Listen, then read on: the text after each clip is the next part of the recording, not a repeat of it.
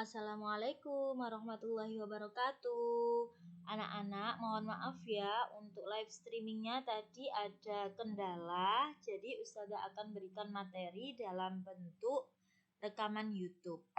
Baik, untuk hari ini bagaimana keadaan kalian? Ustazah doakan kalian tetap sehat selalu ya. Untuk materi hari ini kita akan belajar tentang tema 7, subtema 2 dan pembelajaran 1, yakni tentang peristiwa pembacaan teks proklamasi, dan yang kedua adalah tentang kalor mengubah suhu benda. Silahkan kalian siapkan buku tulis, kitab tema 7-nya dan alat tulisnya. Baik, peristiwa pembacaan teks proklamasi. Sebelumnya, kita perlu tahu bahwa terbentuknya Negara Kesatuan Republik Indonesia itu tidak hanya cukup dengan pembacaan naskah proklamasi kemerdekaan yang terjadi pada tanggal 17 Agustus 1945. Namun, terbentuknya Negara Kesatuan Republik Indonesia melalui berbagai tahapan dan peristiwa. Tahapan dan peristiwa itu akan memperkokoh terbentuknya Negara Kesatuan Republik Indonesia. Setelah merdeka, pada saat ini pun kita masih harus tetap mempertahankan kedaulatan negara. Apa saja sih peristiwa yang berpengaruh terhadap pembacaan teks proklamasi pada tanggal 17 Agustus 1945? Yang pertama ialah pada akhir bulan Juli tahun 1945, Jepang itu telah menyetujui pemberian kemerdekaan kepada Indonesia pada tanggal 7 September 1945. Jadi, awal mulanya kemerdekaan Indonesia itu pada tanggal 7 September 1945. Namun, pada tanggal 6 dan 19 Agustus 1945, bom atom itu telah dijatuhkan oleh sekutu di kota Hiroshima dan Nagasaki.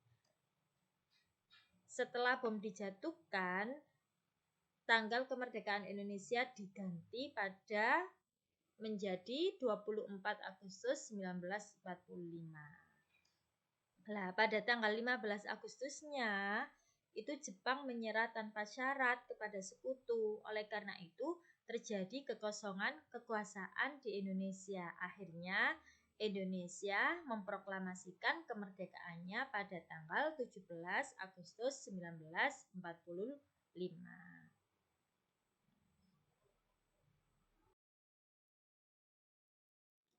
Untuk selanjutnya ialah pembacaan teks proklamasi oleh Insinyur Soekarno. Pada saat itu, Insinyur Soekarno ialah Presiden pertama Indonesia dan didampingi oleh Dr. Andes Muhammad Hatta, yaitu sebagai wakil presidennya. Susunan acaranya apa saja? Susunan acaranya yakni yang pertama adalah pembacaan teks proklamasi kemerdekaan Indonesia. Yang kedua ialah pengibaran bendera merah putih diiringi oleh lagu Indonesia Raya. Dan yang ketiga adalah sambutan pada saat itu Wali Kota Suwiryo dan Dr. Muardi. Kapan terjadinya proklamasi Indonesia? Yakni pada hari Jumat tanggal 17 Agustus 1945 pukul 10 WIB. Di mana terjadinya? Yakni di rumah Insinyur Soekarno, yaitu di Jalan Pegangsaan Timur nomor 56 Jakarta. Siapa saja yang merumuskan teks proklamasi? Teks proklamasi dirumuskan oleh yang pertama adalah Insinyur Soekarno sebagai Presiden, Dr. Andes Muhammad Hatta sebagai Wakil Presiden, dan Mr. Ahmad Subaryo. Siapa yang mengetik? Yakni teks proklamasi diketik oleh Sayuti Melik.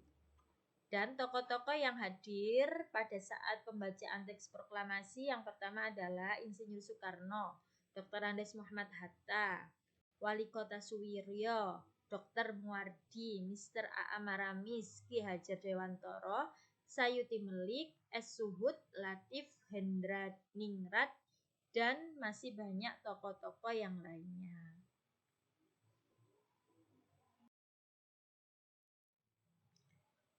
Nah, ini adalah teks proklamasi asli. Jadi yang sebelah kiri itu adalah teks proklamasi tulisan tangan Insinyur Soekarno, dan yang sebelah kanan ialah teks proklamasi yang sudah diketik oleh Sayuti Melik. Jadi itu ya tulisannya, ejaannya masih menggunakan ejaan yang lama. Setelah ini akan Ustadzah putar rekaman suara Insinyur Soekarno membacakan teks proklamasi. Kemudian setelah itu ada lagu Indonesia Raya, kita akan menyanyikan bersama-sama. Berikut adalah videonya.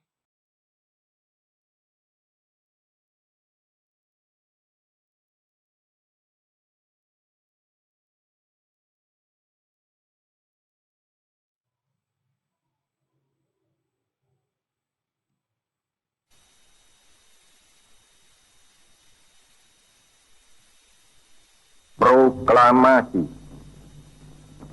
Kami, bangsa Indonesia, dengan ini menyatakan kemerdekaan Indonesia.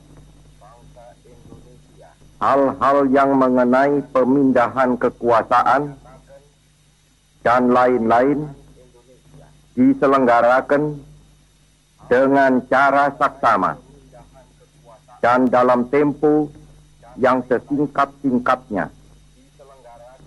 Jakarta, 17 Agustus 1945, atas nama bangsa Indonesia, Soekarno, Hatta.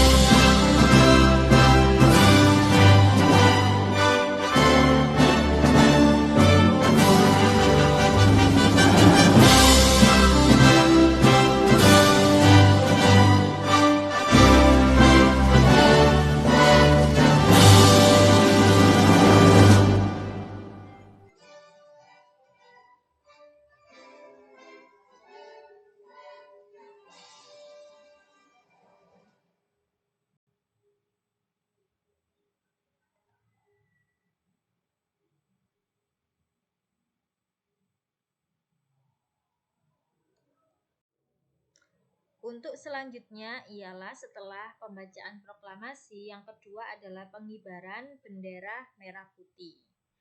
Siapa yang menjahit bendera merah putih? Dijahit oleh Ibu Fatmawati Soekarno, yakni istri dari Presiden Soekarno. Lah, Suhud mengambil bendera dari atas bagi. Jadi yang mengambil bendera dari atas bagi atau nampan itu adalah Suhud. Yang mengibarkan bendera ialah Suhud dan dibantu oleh Sodanko Latif Hedraningrat. Nah, jadi ada dua orang ya yang mengibarkan bendera, Suhud dan Sodanko Latif Hedraningrat.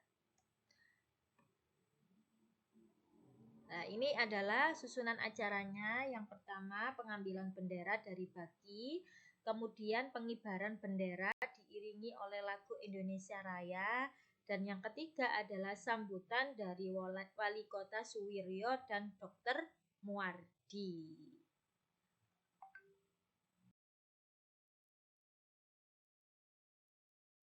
Untuk selanjutnya ialah kalian bisa menjawab pertanyaan ini. Setelah kalian mendengarkan penjelasan Ustadzah, maka kalian akan bisa menjawab pertanyaan ini. Yang pertama, kapan teks proklamasi kemerdekaan dibacakan? Yakni pada hari Jumat 17 Agustus 1945. Yang kedua, di mana teks proklamasi dibacakan? Di Rumah Insinyur Soekarno, Jalan Pegangsaan Timur, nomor 56, Jakarta. Siapakah yang membuat dan membacakan teks proklamasi? Yakni ada 3 orang, Insinyur Soekarno, Dr. Andes Muhammad Hatta, dan Mr. Ahmad Subarjo. Yang keempat, siapa sajakah tokoh yang hadir pada acara pembacaan teks proklamasi? Yakni tadi ada Insinyur Soekarno, Dr. Andes Muhammad Hatta, Wali Kota Suwiryo, Dr. Muardi, Mr. Amaramis, Ki Hajar Dewantoro, Sayuti Melik, Eswut Latif, Hedra Diningrat, dan masih ada lagi. Yang kelima, apa saja susunan acara pada pembacaan teks proklamasi? Ada 3 ya tadi ya. Yang pertama, pembacaan teks proklamasi. Yang kedua, pengibaran bendera merah putih. Dan yang ketiga, sambutan Wali Kota Suwiryo dan Dr. Muardi. Untuk selanjutnya kita akan membahas tentang kalor bisa mengubah suhu benda. Jadi minggu yang lalu kita sudah belajar tentang perpindahan panas, ada radiasi, ada konduksi, dan juga ada konveksi. Sekarang kita akan membahas tentang kalor mengubah suhu benda. Sebelumnya kita akan mengenal dulu apa itu kalor. Kalor adalah energi panas benda. Mengukur kalor itu bisa dengan menggunakan suhu. Jika suhu benda itu tinggi, maka kalor yang terdapat pada benda itu tinggi juga. Sebaliknya, jika suhu benda itu rendah atau dingin, maka kalor yang ada di benda itu juga rendah atau sedikit. Nah, kalor itu dapat berpindah dari suhu tinggi menuju ke suhu rendah. Untuk selanjutnya, apa saja peristiwa kalor bisa mengubah suhu benda? Yang pertama adalah ketika kita menggabungkan antara air panas dan air dingin. Air panas memiliki suhu tinggi, air dingin memiliki suhu rendah. Jika kita gabungkan, maka kita akan mendapatkan suhu baru, yaitu suhu hangat. Nah, air panas dicampur air dingin, maka hasilnya adalah air hangat. Karena apa? Air panas, kalor yang ada di air panas itu akan berpindah ke air dingin sehingga airnya berubah menjadi air hangat. Untuk selanjutnya adalah ketika kita memanaskan air. Awalnya airnya dingin, kemudian kita beri kalor dari kompor, maka airnya berubah suhunya menjadi panas karena mendapatkan kalor. Baik anak-anak, sudah paham ya 2 materi tadi? Yang pertama adalah tentang peristiwa pembacaan teks proklamasi dan yang kedua peristiwa kalor mengubah suhu benda.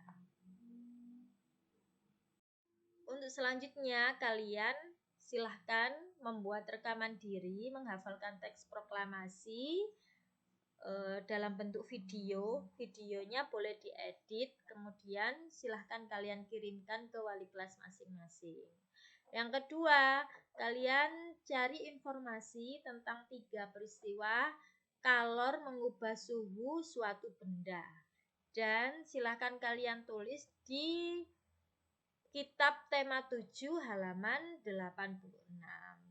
Baik, pembelajaran kita hari ini sudah selesai. Alhamdulillahirobbilalamin. Jangan lupa untuk selalu menjaga kesehatan dan mematuhi protokol kesehatan yang sudah ada.